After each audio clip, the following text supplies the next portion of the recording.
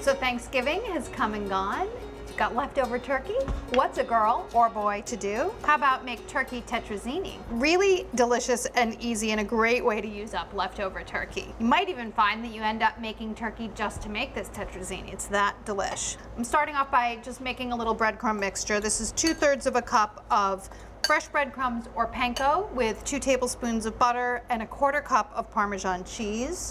Stir it together. This will go onto your tettrazini before it goes into the oven. And then of course, you're gonna want a total of 1 1/4 cups of sliced mushrooms. That's probably about, I don't know, 4 to 6 ounces. I like to rinse my mushrooms. I find that if you're going to be using them right away, you can rinse them and then just dab them off so they're not too wet and they won't absorb too much liquid and it's totally fine and they get a lot cleaner. And that's why. Then slice them thinly. These are cremini mushrooms, but you could certainly use white button mushrooms. And if you wanted to get a little fancy, wild mushrooms would work. And if you buy those pre-sliced mushrooms, well, since I'm not in your kitchen watching over you, it's okay. All right, all set to start cooking. So what you want to do, saute 1 cup of chopped onion in a tablespoon of unsalted butter till translucent with your mushrooms. I'm just going to get this pan hot. I didn't have it preheating. Season with a little salt and pepper while I'm waiting. Okay. Add your mushrooms. And what you want to do is cook till the moisture comes out of the mushrooms and then evaporates. That can take about 5 minutes or so. About a teaspoon of salt total. Give it a stir. Sometimes what we do is we cover this to let the liquid come out more quickly, but I like to cook it uncovered because I feel like they get browner that way. Add your mushrooms to about 2 cups of turkey. It can be cubed, it can be torn, it can be whatever you want it to be. It's your tettrazini. It smells good already. Save your pan, don't get rid of it. To that, add 1 cup of peas that have been defrosted if they're frozen, or blanched if they're not. Now what you want to do is make a sort of thickened stock, so a veloute.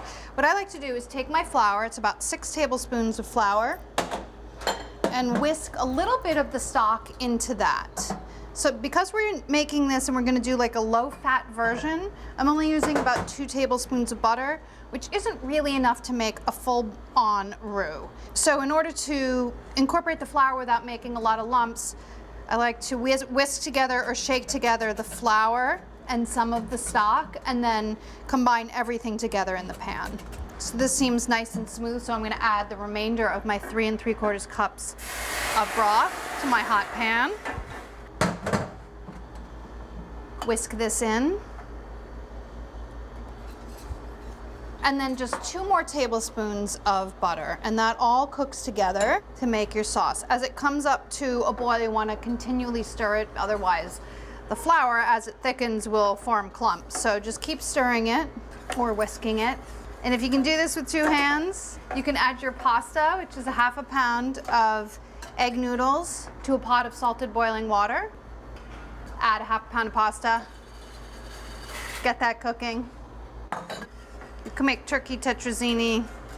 You can make chicken tettrazini. I guess you can make pork tettrazini. You can really use any leftover meat that you want. It's basically what you would make like a tuna noodle casserole kind of thing. That's the same sauce that I'm making right now. Turkey tettrazini. Now this has to come to a boil or the flour won't activate fully, so that's going to take a couple minutes. Sauce is nice and thickened. Now you can add your final ingredients. It's a 1/2 teaspoon of dry thyme. You could actually also add that with the sauteing onions.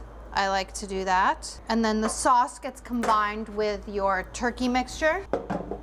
Stir. Now it looks very liquidy, but I haven't added my pasta yet. Also a 1/2 cup of grated parm. So it's 3/4 of a cup total in this recipe. Drain your pasta. You can add that to the bowl. A little bit of lemon juice, brighten it up. Yum, you guys. About 2 teaspoons. Maybe a little more salt and pepper. Don't overdo it. Look at that creamy delightfulness, guys. I'm tasting it before it goes in. Yum. Transfer to a 9x13 baking pan. Oh, everybody's gonna be so happy. What if you did this, right? You made this whole like pasta situation, and then instead of topping it with the breadcrumb mixture, you put pie crust on top. Would that be insane? I bet that would be so good, you guys.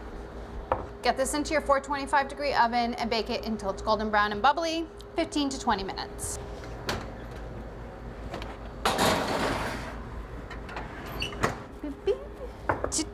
I guess I'm unduly excited about this, but I'm excited because it smells fantastic in here and it's bubbling and hot, and you really should let it sit for a few minutes before you serve it, but you know what? I'm not gonna, because I want you guys to see it. That's why. It's for you. Steam, turkey, mushrooms, all amazing, amazing things.